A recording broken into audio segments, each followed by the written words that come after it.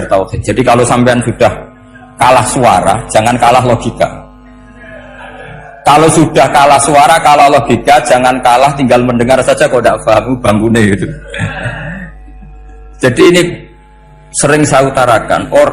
Makanya banyak ulama mengatakan fasihhu ibaratil Quran itu bukan sekedar notnya atau sajaknya kalau boleh dibilang saja, tapi karena runtutan cara berpikirnya. Maka kelihatan sekali di tema-tema Quran ketika nyifati Allah Rabbus samawati wal ardi tidak mengalahkan Fir'aun, justru dengan sifat yang ringan Rabbukum wa Rabbu abaikumul awalin bisa mengalahkan Fir'aun. Nah, kenapa sekarang orang tidak fasih baca Quran? Karena tadi perangkat itu tidak cukup. Saya berkali-kali matur, juga sering matur Mbah Mus. Saya itu sekarang masih belajar Al-Ibris, Mbah Misbah, Marbawi, semua khazanah tafsir, baik yang bahasa Jawa, bahasa Melayu itu masih saya pelajari. Termasuk saya pelajari lughatnya. Mulai lughat yang setengah benar sampai macam-macam. Saya tadi matur sama Profesor Said Aqil Al-Munawwar. Memang bacanya harus urut Said Aqil Al-Munawwar. Karena sekali salah Said Aqil Sirat. Sebenarnya enggak apa-apa, ini sama-sama orang alim. Cuma enggak tahu nasib di publik ini, enggak tahu saya ya, macam-macam lah gitu. Namanya orang banyak. Enggak usah dijelaskan. Tapi semuanya baik. Saya pernah ketemu Pak Said Aqil Sirat itu bilang gini, Gus, orang jadi wali itu sebabnya dua. Mungkin kalau kayak jenengan banyak pecintanya, yang doakan banyak. Kalau saya banyak yang benci, wah itu ngirangi dosa gitu kan. Batin gue dasar wong alim bener wah. Jadi beliau nikmati memang itu. Karena babanya beliau itu sama dengan babah saya yang dari keluarga Kudus. Buyut saya itu kakaknya buyutnya Pak Said Aqil. Jadi makanya jangan pernah benci orang alim. Orang alim bulet tau kayak apa itu masih aja punya alasan. Saya itu dengar Kiai Bisri, cerita Kiai Bisri itu tidak ada yang serius. Dulu ketika ada polemik haji yang mu'alim, itu orang kumpul semua di sini. Kata Kiai Bisri, sudah nunggu Mbah Fadl. Mbah Fadl sudah di rumah. Ngiranya orang itu ya Mbah Fadl rawuh dileteh. Setelah lama Mbah Fadl tidak datang. Loh Kiai Bisri, Mbah Fadl tidak datang. Lah ya di rumah. Lah mana kok tidak ada? Ya di rumahnya sendiri. Karena beliau tidak pernah bilang di rumahnya. Orang saja yang kepikiran kalau itu rumah leteh. Itu mirip seperti guyonnya Rasulullah SAW. Nabi itu kalau guyon itu tidak pernah bohong. Makanya di tiba itu disebut wayam zahu walayakul ilahakon. Nabi itu ya guyon, tapi tidak pernah bohong. Yang bohong kan khayal kamu. Masyhur itu ada orang sepuh sowan Nabi. Di kitab saya itu perempuan, tapi di beberapa kitab lelaki. Saya tidak tahu pastinya berapa. Biasanya ahli hadis mentahmilkan ta'addudul qissaten atau ta'addudul waqi'aten. Oke, kita bayangkan itu perempuan. Ya Rasulullah, saya ini tergesa-gesa, nanti takut kemalaman. Ini orang sepuh. Jadi jangan kamu bayangkan Nabi suami wong ayu nom nanti jadi hop. Orang sepuh. Oh di sini aja, ada usah tergesa-gesa pulang kata Rasulullah. Nah nanti gimana, saya jalan kaki ya Rasulullah sampai kampung saya itu nanti malam. Kata Nabi, la ahmilan naki alab bin nafo. Santai saja, nanti tak pinjemin anaknya unta. Kata perempuan tadi, ma fa'altu bibnin naqo, apa yang bisa saya lakukan dengan anaknya unta? Sudah, tenang saja kata Nabi. Setelah mau pulang, disiapkan unta, ya unta tua, unta layak dinaikin. Ya Rasulullah, ini kok unta tua? Katanya anaknya unta. Nabi dengan santai, oh masih tua, ya anak unta. Jadi itu menafsirkan anaknya unta cilik itu kan pikiran yang kamu kan. Sebetulnya anak unta itu ya tua pun anak unta. Maka saya itu yang termasuk bangga. Nasib saya nanti insya Allah kayak Gus Mus, kayak Gus Dur. Sampai tua dipanggil Gus. Tapi saya niatnya lebih buruk. Supaya nanti kalau saya salah pantas ngijek Gus. Tapi dalam kompetisi kadang Gus itu kalah. Itu dulu di Pondok Sarang itu kalau ke WC itu antri. Itu yang di WC didodok. Supaya cepat keluar. Ayo cepat keluar, saya Gus. Dikira teror Gus itu yang di WC menjadi takut. Yang dalam WC gak kalah. Saya malah kiai. Iya. Jadi memang kacau. Kalau sudah logika itu kacau. Tapi di Ihya kitab yang populer dikaji di pesantren, itu ada babnya. Qadiyat itu pengarang tentang betapa wajibnya takzim sama Rasulullah. Tapi punya bab mizahun Nabi, guyonan-guyonannya Kanjeng. Cuma Nabi seninya tadi wala yaqulu illa haqqan. Meskipun guyon itu enggak pernah bohong, itu butuh seni itu. Bohong apa guyon tapi tidak pernah bohong. Tapi umatnya ada saja yang pernah niru, ya termasuk Ki Bisri tadi. Sudah nunggu Mbah Fadl, sudah di dalam. Ketika ditunggu ternyata ya dalamnya Mbah Fadl sendiri, bukan di dalam apa? Ada seorang raja yang gemar kawin karena orang Arab gemar kawin. Itu setiap ada perempuan cantik ingin dinikah. Nikah itu masih baik, jadi sama ndak usah anti. Soal kamu dengki sama orang poligami itu ya hasud gitu. Yang layak biar poligami, asal ada yang mau dan siap-siap ada tambah satu, hilang satu. Biasanya. Singkat cerita dia itu cinta sama seorang perempuan. Nah perempuan itu ditanya-tanyakan sama pemuda situ ajudan dia. Gimana saya boleh nikah itu? Jawabannya tadi kaifa tankihuha wa qad ra'aitu qabbalaha rajul. Kok kamu nikahi gimana? Saya pernah melihat dia itu dicium seorang lelaki. Kamu itu seorang raja, masa nikahi perempuan yang pernah dicium seorang lelaki? Wah itu miso-miso raja. Udah enggak. Saya ini raja muslim soleh, masa nikahi orang yang pernah dicium lelaki? Suatu saat si pemuda ini menikahi perempuan itu. Mangkelnya bukan main, karena dia saingan sama raja, gak mungkin menang. Satu-satunya menang itu bikin hoax tadi itu. Ini cerita ini di Ithaf, di sarahnya Ihya. Kamu kira ini di cerita Alfu Yaumin wa Lailatnya Abu Nawas? Enggak, ini cerita di Ithaf. Kitab yang sangat sakral karena sarahnya apa? Ihya. Setelah nikah, maki-maki raja. Orang tidak punya harga diri, perempuan pernah dicium orang kok dinikahi. Tadri mandalikar rojul, kamu tahu siapa lelaki itu? Gua abuha, itu bapaknya. Oh kerajaan Wasem, enggak ngerti. Jadi apa? Kiai-kiai dulu itu rileks. Jika saya datang ke sini ketika diminta sama Mbak Mus, sebenarnya nggak diminta, diperintahkan. Karena pasti pakai agak-agak otoriter gitu. Karena di atas kita, jauh di atas kita. Mbah Mun guru saja manggil beliau Lek. Karena kita tahu Mbah Mus punya ibu, ibunya itu binti Khalil Harun. Mbah Khalil itu, saya punya manaqibnya banyak tentang Mbah Khalil Harun. Jadi beliau itu adiknya Umar Harun. Mbah Umar Harun itu dulu alim-alimnya Ki Sarang. Setelah Mbah Ghazali itu Mbah Umar Harun. Termasuk Mbah Khalil Harun yang ngaji sama kakaknya Umar Harun. Setelah beliau alim alama, singkat cerita setelah menyelesaikan pendidikan, pindah ke Kasingan itu dibawain santri oleh kakaknya, namanya Umar Harun. Nah Mbah Harun itu punya istri namanya Mbah Sinto, itu saudaranya Mbah Ghazali. Makanya Mbah Mun manggil Mbah Mus itu Lek, karena Mbah Mun ke Mbah Ghazali itu Mbah Mun Nyai Mahmudah binti Ahmad. Ahmad ini bin Su'aib. Su'aib ini juga menantunya Mbah Ghazali.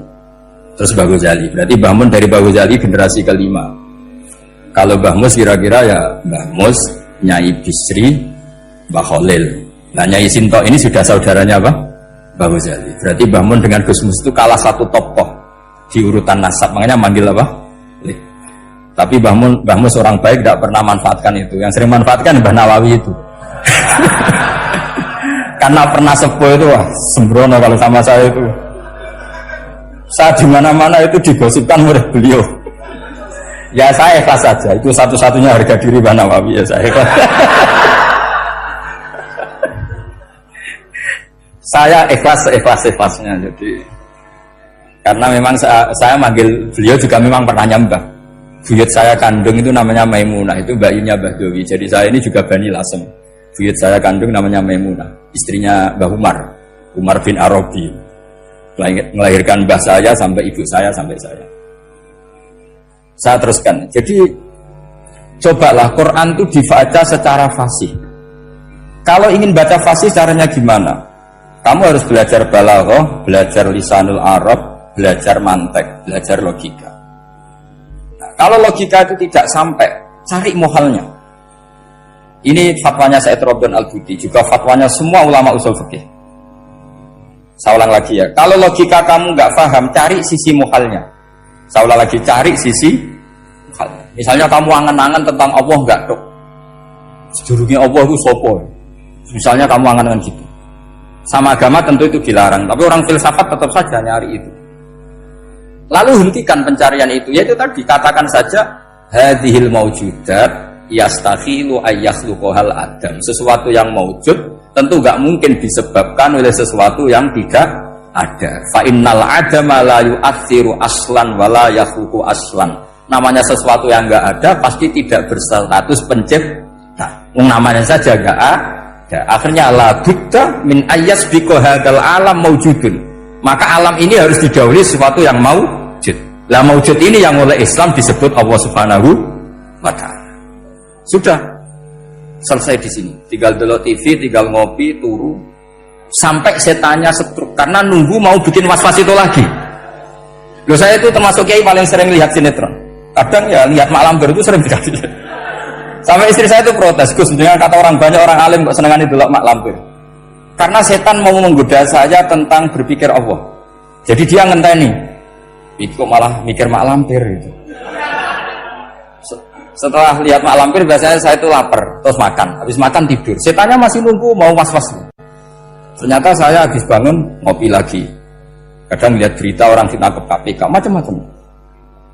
Ini penting saya utarakan supaya setan itu tidak menang. Jadi ciri utama setan itu kata Rasulullah SAW, setan ini goda umatku, hadhil jibal khalaqaha Allah, hadhil ardo khalaqaha Allah, hadhil bihar khalaqaha Allah, faman khalaqaha Allah. Itu makanya banyak orang jurusan filsafat keblinger karena tanya Allah itu siapa. Kata Rasulullah, jika sampai ini maka kamu harus berhenti. Lu berhenti tanpa dialihkan ke yang lain kan susah. Tinggal aja lihat dulu sinetron. Ya paling gampang ya Mak Lampir, kan ada takut-takutnya sedikit. Karena kalau lihat sinetron anak-anak milenial itu kalau ada artis cantik sampai nangis. Karena istri kamu tidak seperti itu. Jadi ini trik ya. Trik supaya melihat TV tapi tidak nyesal. Makanya saya milihnya Anggrek Darmo, Mak Lampir. Ya saya nggak mikir maknanya, butuhnya setan ben mangkok itu. Karena ngenteni saya mikir itu, ternyata tidak mikir itu lagi. Jadi makom saya itu beda, sama-sama lihat sinetron. Mungkin saya jadi wali karena lihat sinetron. Mungkin ya. Makanya banyak wali itu nggak bisa diduga. Banyak orang jadi wali itu justru karena makan, justru karena melakukan hal-hal yang cara orang banyak itu salah. Itu Abu Yazid Al-Bustami itu pernah tanya sama Allah. Kapan nggak usah bayangkan caranya tanya gimana. Enggak wali ya enggak tuh. Sudah ada usah tanya itu. Tanya gini, ya Allah, orang sesergup saya dalam ibadah sedekat ini sama jenengan. Lalu saingan saya dekat jenengan masuk surga itu siapa? Sama Allah ditunjukkan orang yang tidur, itu tidur ya teman kamu yang tidur di kamar. Nggak terima Bu ya, ini gimana kok bisa setingkat saya orang tidak tidur itu. Yang saya ibadah terus istighfar terus. Tapi jawabannya Allah nih, woi ibadah terus itu mergo wedi aku. Jadi kan nganggep aku itu rodok-rodok jahat gitu. Iki tuh ratu mergo yakin aku apian, mengane ditinggal turu. Jadi sampean jangan tiru makom saya ketika tidur. Itu punya kelas khusus. Tapi jangan tiru, ini cerita saja, sampean tidak harus niru. Karena sampean kalau niru itu harus ada Abu Yazidnya. Abu Yazid sudah nggak ada. Tapi itu ilmu. Ilmu yang cocok tidak cocok harus kita kaji. Saya tadi jagungan sama beliau, sama Profesor Said Aqil Al-Munawwar. Beliau cerita sebetulnya sekolahan saya itu tentang usul fikih, tapi terkenal saya Profesor Tafsir. Tapi saya suka ilmu usul fikih, meskipun korbannya ya banyak. Biasanya orang jadi liberal gara-gara ya usul fikih. Sebenarnya nggak perlu dipikir lah itu macam-macam. Begini, dalam usul fikih yang mainstream itu kan ada hukum wajib, haram, ya makruh, terus macam-macam lah. Termasuk ada mubah. Mubah itu boleh dilakukan, boleh ditinggalkan. Dalam ilmu usul fikih sebetulnya definisi mubah boleh dilakukan, boleh ditinggalkan itu salah. Karena begini, setiap Anda melakukan sesuatu yang mubah, pasti di saat itu meninggalkan sesuatu yang haram. Saya ulang lagi ya. Ithma min mubahin illa wa yatahaqqaqu bihi tarku haramimma. Semua teks di Lubul Usul seperti itu. Memang saya hafalkan karena ini cara saya jadi wali yang mudah murah. Ithma min mubahin illa wa yatahaqqaqu bihi tarku haramimma.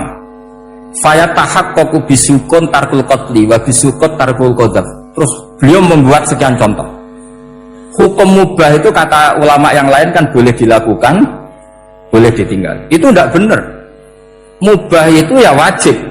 Karena setiap kita melakukan mubah, maka saat itu berarti kita meninggalkan barang haram. Coba orang tidur artinya apa? Tidak zina, tidak maling, tidak selingkuh, tidak mabuk.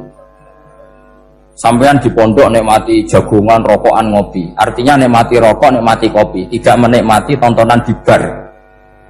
Makanya kita berharap malaikat itu belajar usul fikih sehingga ketika kita rokok di pondok dilihat hada taroka melihat bar, wahada taroka melihat dangdutan, wahada.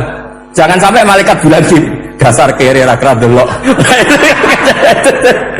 Itu repot kalau sampai begitu. Nah, kalau mubah itu artinya tarkul haram. Tarkul haram itu wajib apa sunat? Wajib kan? Berarti setiap orang melakukan mubah hakikatnya melakukan wajib, dan itu artinya dapat pahala. Salah sampean ngaji nira khatam, jadi ngelakoni mubah itu mengira tetap mubah. Maka berbahagialah orang yang ngajinya khatam. Makanya setahu saya kiai-kiai Mbah Mun ya sering guyon. Setahu saya Mbah Mun kalau ketemu Mbah Mun ya guyon terus. Guyonnya ini adalah waminal qutbi kata Imam Ghazali. Qutbu hadzal al-istildzat bil mubahat. Poros agama ini pada akhirnya adalah nikmati sesuatu yang dibolehkan Allah Subhanahu. Orang itu kalau fasik, mau makan siang aja kalau nggak ditemani perempuan cantik nggak bisa makan. Mau jalan-jalan kalau nggak ditemani perempuan cantik nggak bisa jalan-jalan. Kalau kiai-kiai itu enggak. Gujlok-gujlokan gue seneng ira karuan. Dulu terkenalnya Kiai Bisil, Kiai diundang katanya mau ada menteri. Ternyata menterinya ya beliau tidak masakan tok di sini. Karena mananya menteri itu pembantu presiden. Semua kita adalah bantu presiden terlaksananya kedamaian itu. Loh iya kan? Saya berkali-kali ngomong di mana-mana. Apa artinya menteri pertanian kalau kita tidak nanam padi? Mbok pinternya kayak apa tetap nggak ada ketahanan pangan. Sekarang menjadi ketahanan pangan itu rumusnya menteri apa karena petani mau nanam padi? Itu hakikatnya membantu presiden dalam ketahanan pangan. Cuma petani lebih keren karena tidak butuh digaji. Kalau menteri ya keren tapi kurang keren karena masih dapat apa? Gaji. Agak tunggal lah nak mikir untuk gaji.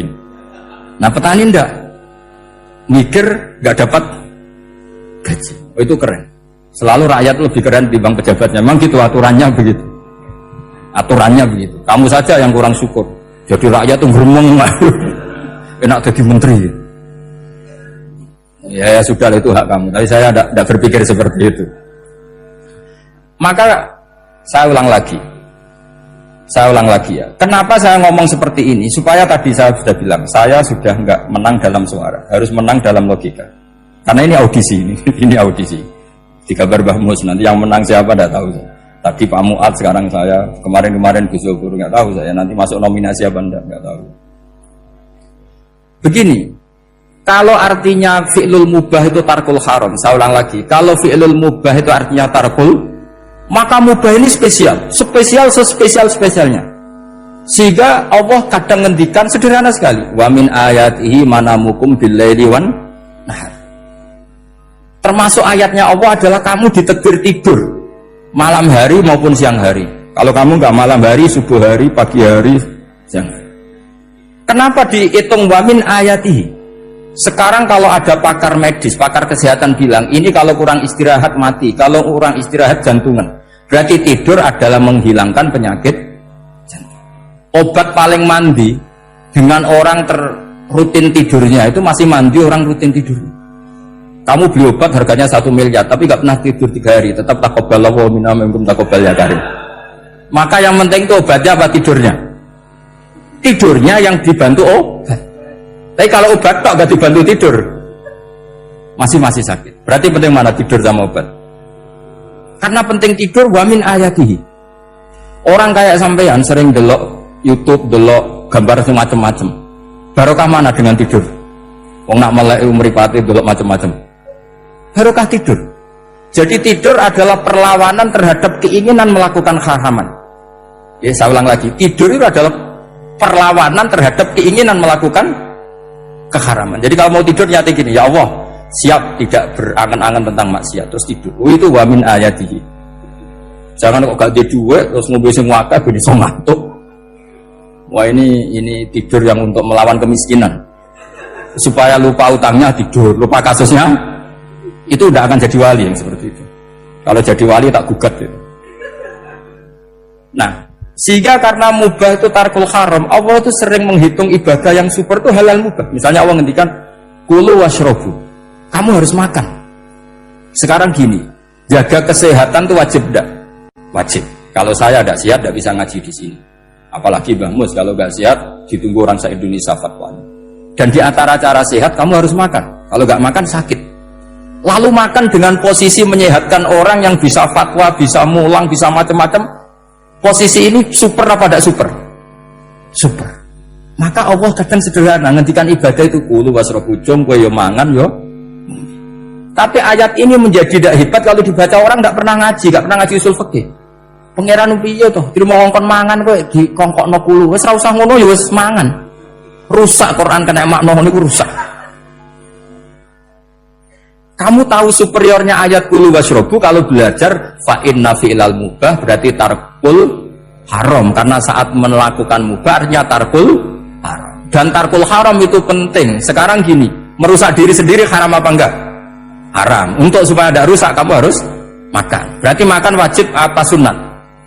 Wajib. Lho sing haram itu kalau lo tulung piring dintekno.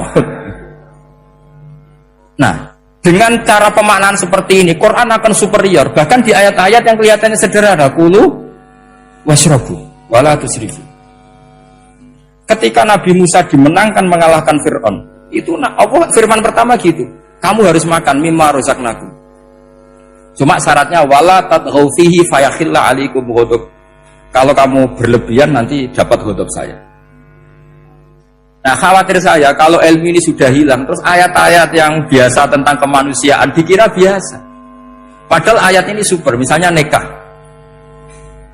Nikah itu oleh Allah, perempuan yang kita nikahin, itu oleh Allah disebut surga. Saya punya bukti, misalnya gini ayat ya, wala tangkihul musyrikati hatta yu'min wala amatum mu'minatun khairum min musyrikati walau a'jabatkum. Terus tulisannya ayat wala tangkihul musyrikina hatta yu'minu wala abdu mu'minun khairum min musyriki walau a'jabakum.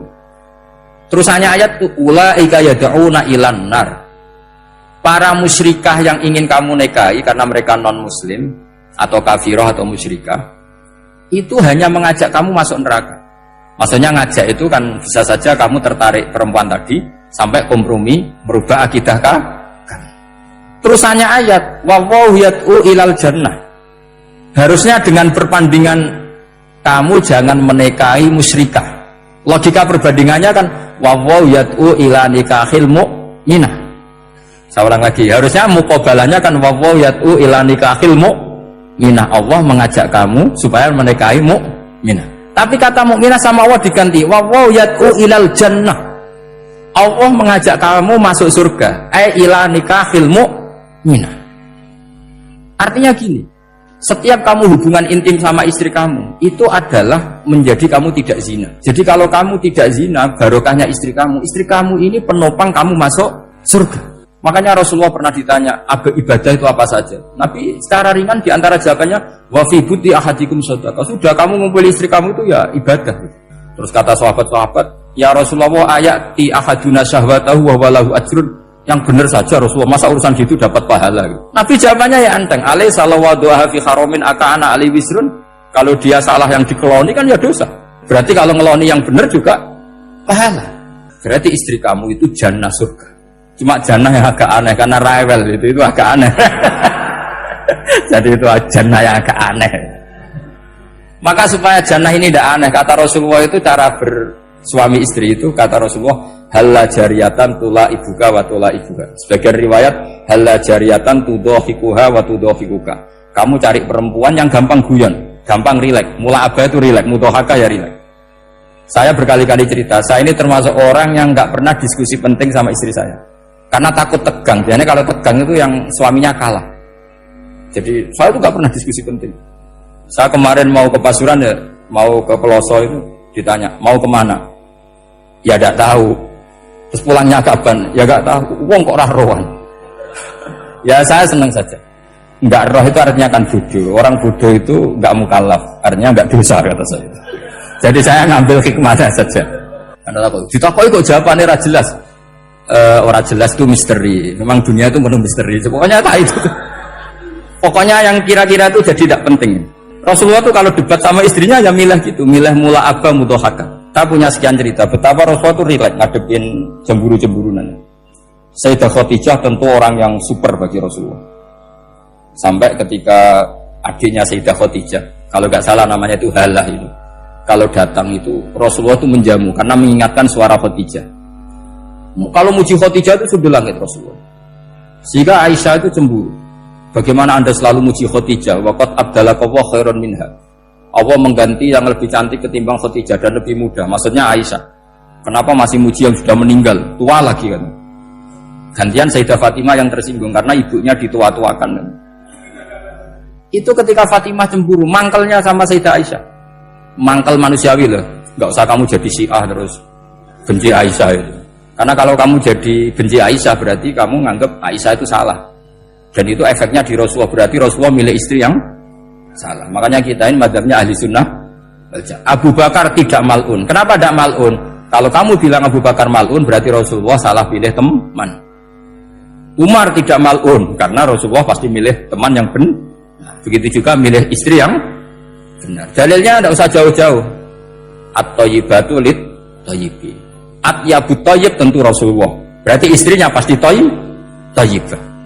Jadi madhab ahli sunnah dalam madhab sing jelas-jelas mimbaini farti wa damil labanan kholisan sa'iwal lisyari. Jadi kalau kamu cari logika gampang saja. Nabi itu thayyib, bahkan atyabut thayyib. Padahal kata Allah at-thayyibatu lit-thayyibi. Ya jelas ya. Jadi ini tidak usah dimasukkan hati tentang konfliknya Aisyah dan Fatimah, itu biasa saja. Yang satu bela ibunya, yang satu bela dirinya. Sebenarnya Aisyah itu nggak niat ngiritik Khadijah, ingin diperhatikan Rasulullah saja.